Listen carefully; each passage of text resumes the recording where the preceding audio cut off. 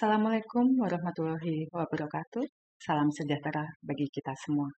Bapak Ibu sekalian, kami ucapkan selamat bergabung di dalam rilis bulanan Badan Pusat Statistik Kota Medan hari ini, Rabu, tanggal 1 November 2023. Bapak Ibu yang berbahagia, pada tanggal 1 setiap bulannya, BPS Kota Medan akan menyampaikan informasi terkini terkait indikator Indeks Harga Konsumen atau IHK yang akan kita lihat perubahannya antar waktu melalui indikator inflasi.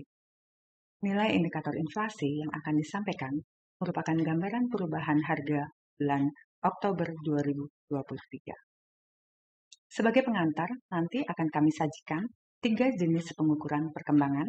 Yang pertama adalah indikator secara antar bulan atau month-to-month atau M2M untuk melihat perubahan indikator tersebut dari bulan ke bulan. Kemudian yang kedua adalah indikator yang diukur secara Y on Y atau year on year untuk melihat bagaimana perubahan indikator yang dihitung pada suatu waktu tertentu pada bulan tertentu dibandingkan dengan kondisi indikator tersebut di bulan yang sama pada tahun sebelumnya. Kemudian yang ketiga adalah year to date atau inflasi kalender, di mana menggambarkan perkembangan harga konsumen dari bulan Desember tahun 2022 hingga kondisi terakhir yang akan dirilis.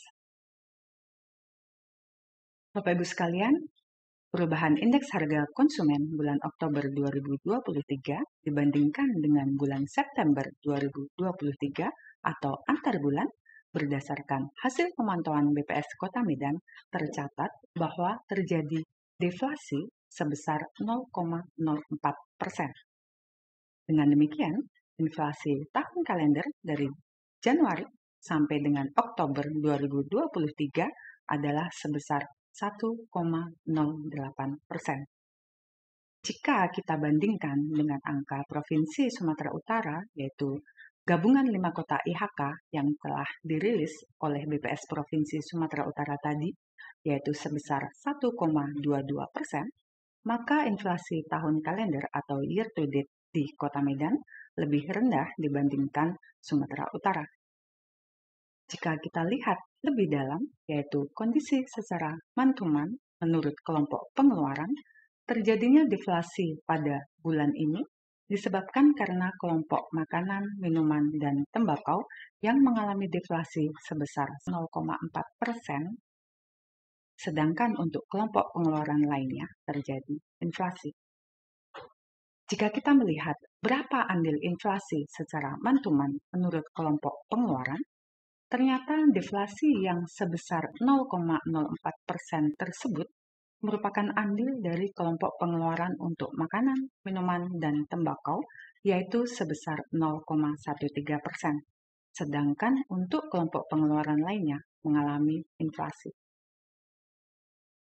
Pada setiap kelompok pengeluaran, terdapat andil dari beberapa komoditas di dalamnya, baik andil untuk terjadinya inflasi maupun deflasi. Pada kelompok pengeluaran transportasi yang secara umum mengalami inflasi sebesar 0,35%, di dalamnya terdapat komoditas penyumbang inflasi yaitu bensin, tarif kendaraan roda 4 online, tarif jalan tol, solar, dan pelumas atau oli mesin.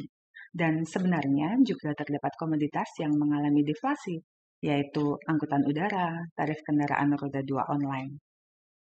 Selanjutnya pada kelompok pengeluaran kesehatan yang secara umum mengalami inflasi sebesar 0,29%, di dalamnya terdapat komoditas penyumbang inflasi yaitu obat flu, vitamin, obat gosok, obat batuk, dan sebagainya. Demikian juga pada kelompok pengeluaran perawatan pribadi dan jasa lainnya yang secara umum mengalami inflasi sebesar 0,23%, di dalamnya terdapat komoditas penyumbang inflasi seperti emas perhiasan, parfum, jam tangan, dan deodoran, serta komoditas penyumbang deflasi seperti sabun mandi, hand body lotion, tisu, sabun mandi cair, dan pasta gigi. Selanjutnya demikian juga pada kelompok pengeluaran perlengkapan, peralatan, dan pemeliharaan rutin rumah tangga yang secara umum mengalami inflasi sebesar 0,17, di dalamnya ada andil komoditas penyumbang inflasi seperti penyegar ruangan, sabun cair atau cuci piring, pemutih, pengharum ruangan, pelembut, dan sebagainya, dan juga komoditas penyumbang inflasi seperti kompor. Demikian juga untuk kelompok pengeluaran perumahan, air, listrik, dan bahan bakar rumah tangga yang mengalami inflasi sebesar 0,10%. Di dalamnya terdapat komoditas penyumbang inflasi seperti bahan bakar rumah tangga, cat tembok, dan keramik. Sedangkan pada kelompok pengeluaran makanan, minuman, dan tembakau yang mengalami deflasi sebesar 0,4%, di mana komoditas utama penyumbang deflasi tersebut adalah cabai merah, tomat, telur ayam ras, cabai hijau, wortel, bawang putih, dan sebagainya. Namun sebenarnya terdapat juga komoditas yang mengalami inflasi, yaitu beras, daging ayam ras, cabai rawit, bawang merah, pepaya, buah naga, dan sebagainya.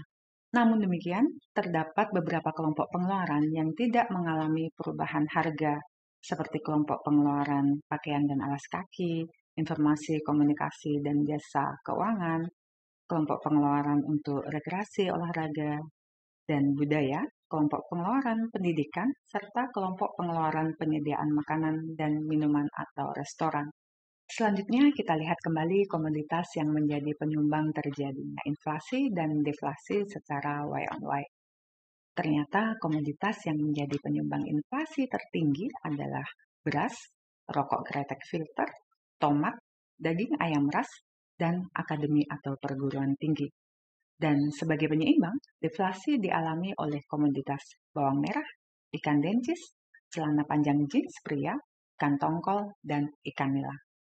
Jika kita lihat kondisi perubahan IHK atau inflasi Kota Medan dibandingkan dengan 4 kota IHK lainnya di Sumatera Utara, kelima kota IHK di Sumatera Utara secara mantuman mengalami deflasi.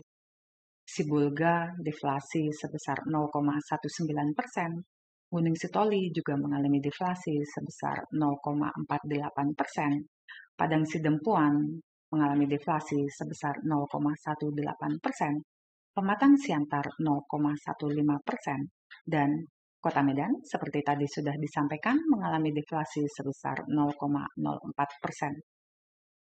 Jika dilihat secara tahun kalender atau year to date, kelima kota IHK di Sumatera Utara kesemuanya mengalami inflasi. Sibulga mengalami inflasi sebesar 2,91%, Kota Gunung Sitoli inflasi 1,45%, Kota Padang Sidempuan inflasi 2,72%, Kota Pematang Siantar inflasi 1,35%, dan Kota Medan seperti tadi sudah disampaikan mengalami inflasi sebesar 1,08%. Selanjutnya, jika dibandingkan dengan kondisi bulan yang sama pada tahun sebelumnya atau secara year on year, kelima kota IHK di Sumatera Utara juga mengalami inflasi. Kota Sibulga mengalami inflasi 4,33%, Kota Gunung Sitoli 2,88%, Padang Sidempuan 3,10%, Pematang Siantar 2,9%, dan Kota Medan seperti tadi sudah disampaikan mengalami inflasi sebesar 2,5%. Dan secara gabungan kelima kota IHK di Sumatera Utara secara mantuman juga mengalami deflasi sebesar 0,07%. Sedangkan secara year to date mengalami inflasi 1,22% dan secara tahunan atau year on year untuk kelima kota IHK di Sumatera Utara mengalami inflasi sebesar 2,6%. Berbeda dengan kondisi 5 kota IHK di Sumatera Utara, apabila kita lihat kondisi secara nasional pada bulan Oktober 2023, secara mantuman mengalami inflasi 0,17%. Sedangkan secara year to date atau tahun kalender sama-sama mengalami inflasi sebesar 1,80% dan secara tahunan atau year on year inflasi 2,56%.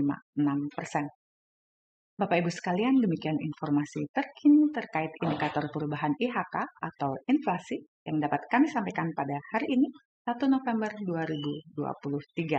Semoga bermanfaat bagi kita semua.